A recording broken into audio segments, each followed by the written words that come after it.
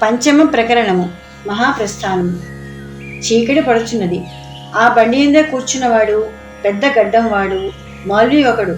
సకల సాధువుల చరిత్రలను మనోహరముగా ఉపన్యసించుచుండెను. తోటి ప్రయాణికులు వాని మధురలాపంలు వీనుడలా గ్రోచుచుండిరి, మెచ్చుచుండిరి. తన మాటలు వినడు, తాను మాట్లాడడు, జనుల కన్నెత్తేనా చూడడు. ఎవరి బాలకుడని, స్వామి ఎక్కడికి పోచున్నారు అని అతడు అడిగాను. వెంకట్రామన్: తిరువణ్ణామలైకి. మౌల్వి: నేను కూడా అక్కడికే. వెంకట్రామన్: తిరువణ్ణామలైకేనా? మౌల్వి: కాదు, తిరుక్కోయలూరునకు, దాని పక్క స్టేషను. వెంకట్రామన్ ఆశ్చర్యంతో: తిరువణ్ణామలైకి రైలు ఉన్నదా? మౌల్వి: స్వామి, తిరువణ్ణామలైకి పోవుట చాలా బాగా ఉన్నదే, టిక్కెట్ ఎక్కడికి కొన్నారు? వెంకట్రామన్: దిండివనమునకు. మౌల్వి: అయ్యో పాపం, దిండివనమునకు ఎందుకు కొన్నారు స్వామి? విల్లుపురంలో దిగి తిరుక్కోయలూరు తిరువణ్ణామలైకు వేరు రైలు ఎక్కవలెను. జనకుడు చేయి పట్టుకొని దారిని నడిపించుకొని పోచున్నాడు. లేకున్నా ఈ మౌల్వి ఈ బండిలో ఎక్కనేలా, ఊరక ఉన్న వానిని తన్ను పలకరించుకోనేలా, అన్ని విషయములు తెలపనేలా? తనకై జటాధారి చొక్కనాథ శివుడు ఈ రూపమున గాఢపం చేసినాడు కాబోలు. సంతోషించి వెంకట్రామన్ యథాపూర్వము జానగతుడయ్యను. తర్వాత కనుదలిచినప్పటికీ చీకటి బాగా పడింది. రైలు తిరుచినాపల్లి యందు నిలిచి ఉన్నది. చిత్రముగా తిరుక్కోయలూరు స్టేషన్ వరకు వత్తునన్న ఆ మౌల్వి కనపడలేదు. ఇంతవరకు ఆకలైనా కానరాలేదు. కానీ ఇప్పుడు భోజనకాలం అయినందున దాని బాధ తెలియసాగను. ఎవరి కర్తవ్యమును వారు నిర్వర్తింతురు కదా. అర అణాకు 2 బేరికాయలు కొని తిననారంభించి వెంకట్రామన్కి 1-2 ముక్కలు తిననో లేదో కడుపు నిండినట్లయినది. ఇక తినుటకు మనసు రాలేదు.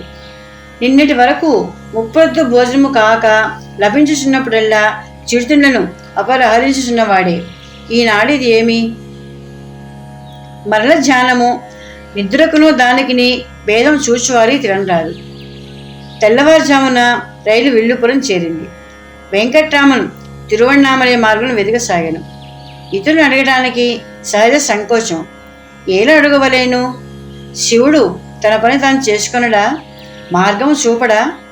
కాలు పోయినట్టల్లా పోవుటే మార్గ ప్రదర్శనలు ఉన్నవి. అయినా ఉత్తర మార్గం ఉన్న మార్గ ప్రదర్శనలో మాంబరం పట్టు అని ఉండింది. ఆ గ్రామము తిరువణ్ణామలై మార్గంనే ఉన్నది. కానీ వెంకట్రామన్కి ఆ సంగతి అప్పటికి తెలియదు. తిరిగి శుద్బాధచే వెంకట్రామన్ పూటకోళ్ళ ఇంటికి ఏగి అన్నమును పెట్టమని చెప్పాను. మధ్యాహ్నం వరకు ఉండుమన్రి. అందే కూర్చుండి బాలుడు జాలమును మునిగి ఈ లోకమనే మర్చెను. మూటయూ లేదు, ముల్లయూ లేదు, కన్నువిప్పి ఎవరినీ చూడడు. మంచి వర్చస్వి, చక్కని పశ్చిమి, కావలసినంత నల్లని జుట్టు, చెవులకు అంటుజోళ్ళు. ఎవరి బాలుడని హోటలయ్యనికి ఆశ్చర్యము. యథాకాలమున ఇతన్ని లేపి భోజనం పెట్టింది. వెంకట్రామను ద్రవ్యం ఎయ్యబోగా, అయ్యరు నీ వద్ద ఏమున్నది అని అడిగాను. 2.5 అణా. అతడేమీ గైకం లేదు. స్వామి ఇటు అన్నం అనుగ్రహించున్నాడు కాబోలు. ఈ ద్రవ్యం సరిపడినంత వరకు, అనగా మామలం పట్టు వరకు రైల్లోనే పయనించి తర్వాత వెంకట్రామన్ నడవసాగాను. సాయంకాలం అయింది. చీకటి పడుతున్నది. ఎండకన్నెరుగని సుకుమార శరీరుడు ఎంత దూరం నడవగలడు? పొద్దున ఎండలో నడిచి అలసి ఉన్నాడు. అట్లే పోయి 10 మైళ్ళు నడిచి బాగా చీకటి పడినప్పటికీ వెంకట్రామన్ అరేనల్లూరు గ్రామం చేరిన. అరేనల్లూరు గొప్ప క్షేత్రము. శివలంకాపురి అనియు నామం. గ్రామం చెంతలున్న కొండపై అతులినాథేశ్వరుడని ఆలయం ఉన్నది. ఆ కొండపై నుండి చూసిన అక్కడికి అరుణాచలము బావుగా కానవచ్చును. అతులినాథేశ్వరుడు జ్ఞాన సంబంధ మూర్తిచే కీర్తితులలో ఒకడు. సంబంధుడు ఈ స్థలమున స్వామివే పాఠం రచించి ఆ చోట తానును అరుణాచలేశ్వరుని ప్రతిష్ఠించను. అనంతరము దేవాలయమున ఒక మంటపన కూర్చుని ఉండగా సంబంధమూర్తికి అరుణాచలేశ్వరుడు మొదట జ్యోతి రూపం ప్రత్యక్షమైన. తరువాత అతడు ఒక వృద్ధ బ్రాహ్మణ రూపమున సంబంధునికి గోచరించెను. సంబంధునికి ఈయనెవరో తెలియదు. నమస్కరించి అడుగగా తన అరుణగిరిదనియు తాను అరుణాచలం నుండి అరుణాచలేశ్వరి కల్పించు పూమాల కొరకు నిత్యము అరైన నల్లూరుకు వచ్చుచుందనియు తెలిపి సంబంధమూర్తి కోరగా అతనిని ఆ చోటికి తోడుకొని పో అంగీకరించెను. మధ్య మార్గమున ఆ వృద్ధుడు అదృశ్యుడయ్యను. పోయేదండు సంబంధు విని అనుచరులను చుట్టుముట్టి సర్వమును దోచుకొనెను. సంబంధుడేమా అనే స్వామిని ప్రార్థింపగా అతడు నిజస్వరూపం చూపి బోయలు ప్రమదగణములనియు సంబంధుడు తన ఇంటికి విందు అంగీకరించిన భోజనానంతరము కొల్లసొమ్ము నిత్తులనియు చెప్పినట.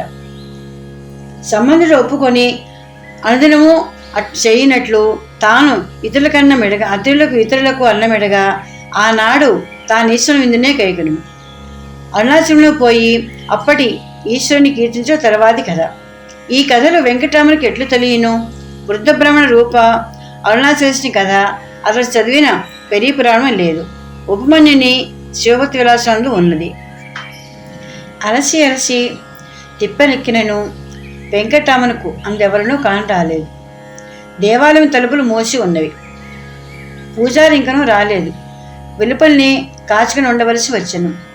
కొంతకాలమునకు ఆయన వచ్చి తలుపులు తెరిచి పూజలో నిమగ్నుడయ్యను. వెంకట్రామన్ లోనిపోయి కొంచెం వెళ్తున్న మంటపమున కూర్చుండి చర్చు కవాట ద్వారాలను బంధించి హృదయ దేవాలయమున ఈశ్వరుని పూజించుటలో తాను నిమగ్నుడయ్యను. ఆ మంటపముందు ఉన్నప్పుడే జ్ఞాన సంబంధునికి జోదర్శనమగుట. అప్పటికి ఆయన ప్రాయమును దాదాపు 16 ఏండ్లే. హఠాత్తుగా వెంకటరామనుకు దివ్య తేజము ఎచ్చటి నుండి వచ్చుచుండెను తెలియదు. ఆవిర్భవించి తన మండలమున వెంకటరామ దేహమును సర్వమును కప్పినట్లు తోచెను. కళ్ళు తెరిచి చుట్టూను జ్యోతికిరణ ప్రసారమే, వేరేదినూ కానరాదు. ఇది లోని మూర్తి ప్రకాశము కాబోలని వెంకటరామన్ లేచి గర్భగృహంగా అడుగులను నారంభించెను. అచ్చడికి ఏగునంతలో తేజం అంతరితమైనది. గర్భగృహము చీకటి కోన. ప్రకాశావిర్భావం అందుండి కాదనట నిశ్చయము. మరి ఎందుండి? హృదయముల నుండి ఆత్మజ్యోతి బయటికి ప్రసరించినదా? లేకున్నా అరుణాచలేశ్వరుడు ఈయనను సంబంధమూర్తి అపరావతారమును ఆహ్వానింప పూర్వమందలే వచ్చినాడా? సతతము ఈయన కొలుచుని ఈశ్వరుడు స్వరూప జ్ఞానము ఈయనకి ఇచ్చినాడా? మౌల్వీ రూపమున తిరుకోయిలూరు వరకు చొక్కనాథుడు ఒత్తునం లేదా? ఆయన అంతవరకును అరైన నెల్లూరు తిరుకోయిలూరు నంతర్భాగము అధికారి కాబోరు. ఈవలి జ్యూరిస్టిక్షన్ అరుణాచలుడు కాబోరు. ఆయన ఈ రూపమును వచ్చి వెంకటరామ రక్షణ భారమును తాను వహించిన కాబోరు. గర్భగృహము చీకటి కోన కాగానే వెంకటరామన్ మంటపనందరి పూర్వస్థానానికి ఏదించి జానందును మునిగను. పూజారి పూజ అయినది, బాలుని పూజ కాలేదు. పూజారి కేకలు అతన్ని యథాస్థితిని చేసినవి. మంటపంలో ఎవరయ్యా, రండి, బయటికి రండి, తాళములు వేసుకునవలే అని అతని కేక పెట్టగా వెంకట్రామను జానం నుంచి లేచి సమీపించి కొంచెం ప్రసాదమని అడిగాను.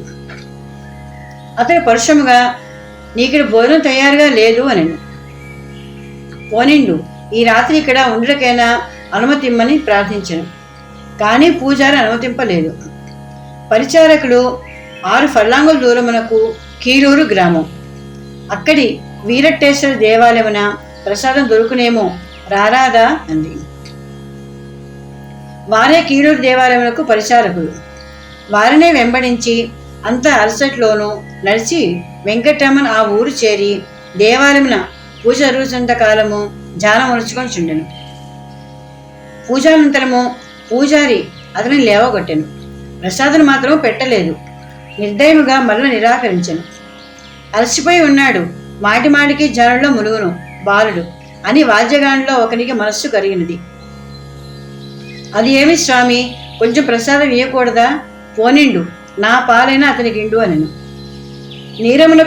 నీరముకగా ఒక బాలునికి ఈయన బ్రాహ్మణుల ఇంటికి తీసుకుని పొమ్మంది. 2-3 సందులు తిరిగిన బ్రాహ్మణ వీధి. ఒకరి ఇంటిలో బాలు అన్నం తినటకై మంచి నీరం అడిగాను. వారు జలమును కొని వచ్చినంతలో శరీరము విరవెరబోయినది. అది నిద్రయో బలహీనతయో జానమగ్నతయో బాహ్యశృతి పోయింది. మళ్ళీ శృతి కలిగినప్పటికీ మొదట తాను ఉండిన చోటికి కొంత దూరమే ఉన్నాడు. అన్నము చెదిరి ఉండినది. చుట్టూను జల్లు మూగి అతను అద్భుతముగా చూస్తున్నారు. మెతుకులేరుకొని గుప్పెడు తిని నీరము ద్రావి వెంకట్రామన్ నాటికి అందే వీధినున్న ఇసుక తిన్నపై నిద్రించను. మర్నాడు గోకులాష్టమి. 1896 ఆగస్టు 31వ తేదీ. శరీరము గాసిపడి ఉన్నది. పోవలసిన దూరము 20 మైళ్ళు. ఆకలి నేను ఉన్నాను అనుచున్నది. ఇటు నటు బ్రాహ్మణ వీధి తిరుగుచుండగా ఒక ఇంటి తలుపు తెరిచి ఉండెను. పెరట్లో స్నానం చేయి యజమాని ముత్తుకృష్ణ భాగవతుడు కానయ్యను. వెంకట్రామన్ లోనీజని అతన్ని అడిగాను. అతని చెల్లెలొక వితంతువు, గృహ నిర్వాహకురాలు. ఇతర స్త్రీలు లేరు. ఆమె స్నానార్థము నదికి చని ఉన్నది.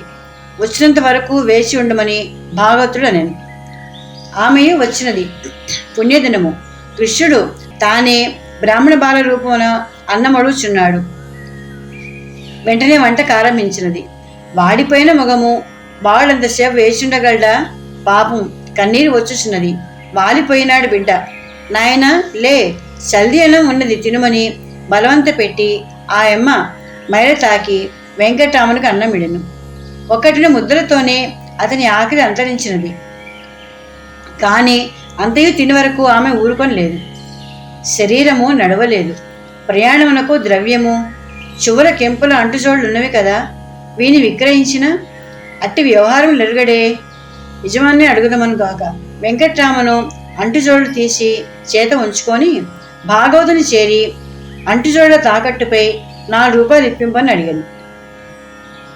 యజమాని ప్రశ్నలకు తన విలాసమును చెప్పి, ఇంత దూరాన్ని చెప్పిననేమి బంధువులకు ఎరుకపడదు. రైల్లో వచ్చుచుండగా తన సామాను పోయిననియు అందువలన ఈ వ్యవహారం అవసరమని అయిననియు చెప్పాను. కెంపులు మంచివి, బంగారము మంచిదే, విలాసములు చెప్పి ఉన్నాడు. ఎంత తక్కువైనను 20 రూపాయలైనా చెయ్యవా? సందేహం అక్కర్లేదు అని భాగవతుడు వెంకటరమణ కోరిక తీర్పును అంగీకరించెను. ఇంతలో వంట అయినది. గృహిణి ఇరువుని లోని పిలిచి నానావిధ భక్ష్యభోజ్యములతో విందు చేసెను. విందు చేయడంతో ఆ అమ్మ ఉత్సాహం తీరలేదు. రాత్రి కృష్ణుని నివేదించిన కామకు భక్ష్యమును చేసెను. వాని ఇంకనూ నివేదన చేయలేదు. కానీ కృష్ణుడన్న అతిథికి అన్న ఎవడని ఆమె రాత్రి తినటకై ఆ భక్ష్యను మూటగట్టి వెంకట్రామను కొసగెను. ఆమె ధన్య కదా. భాగవతునితో ఊరు చేరగానే పైకం పంపి తాకట్టు తీర్చుకుందునని గట్టిగా చెప్పి ఆయన దగ్గర పైకం తీసుకొని వెంకట్రామన్ భక్ష్యముల మూటతో స్టేషన్కు చేరాను. భాగవతుడిచ్చిన విలాసపు చీటి అతని ఇల్లు మరుగు కాగానే చించివేశాను. మరల ప్రపంచ వ్యాపారముల తాకట్టు వలదు, ఏ కట్టునూ వలదు. స్టేషన్ చేరి రాత్రి అందే నిద్రించెను. తెల్లవారుజామున బండి. అది రాగానే వెంకట్రామన్ తిరువణ్ణామలైకి టిక్కెట్ కొని వెదికి వెదికి వచ్చిన పితృ సన్నిధానములకు అరుణాచలంలో బయలుదేరాను. పలుమారు వెంకట్రామను ఆకలి చెప్పింది. దాని సత్యస్థితి ఏమనగా వెంకట్రామను ఆకలి అయినట్లే తోచును, శరీరమున బలహీనతయు తోచును, శోష వచ్చుననియు అనిపించును. విస్తరముందు కూర్చున్నా లేక దేనిని తిన యత్నించినా ముద్ద ఒకటియు దిగదు, తినలేడు, కారణము తెలియరాలేదు. శరీర వ్యాప్తమైన దాహము లోని ప్రసరించును. రామకృష్ణ పరమహంసకు ఇట్లే విపరీతమైన ఆకలి ఉదయింపగా యోగుని విస్తారమన్నమును వడ్డించి ఆ రాసును చూపగా రామకృష్ణ ఆకలి శమించెను.